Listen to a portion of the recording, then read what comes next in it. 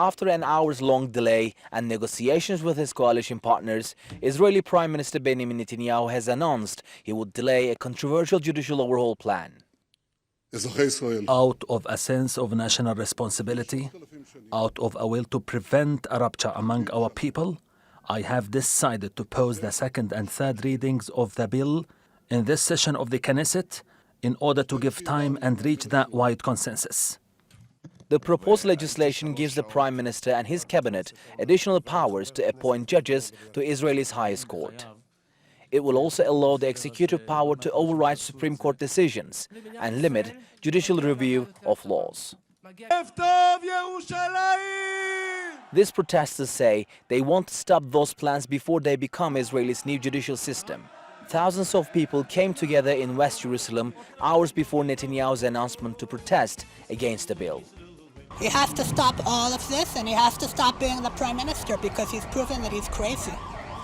He's proven that he is not with his mental senses and that he himself cannot be involved in this at all. He's standing on trial for criminal charges of fraud, of bribe taking. This person cannot be in charge of our democracy. That's what I think.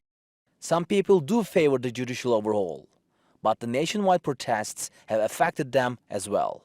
The situation in the country is catastrophic. I'm very scared. I'm for judicial overhaul, but I'm very much afraid. The protests crossed all the lines. Roadblocks and demonstrations have erupted, but general strikes have brought parts of Israel to a halt. Workers' unions are powerful and called for industrial action to stop the judicial overhaul. On Monday, post offices' doors were shut, and hundreds of flights at Tel Aviv Ben Gurion Airport were cancelled.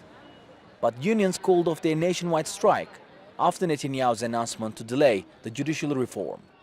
And the streets were taken over by demonstrators protesting against the delay and for the overhaul.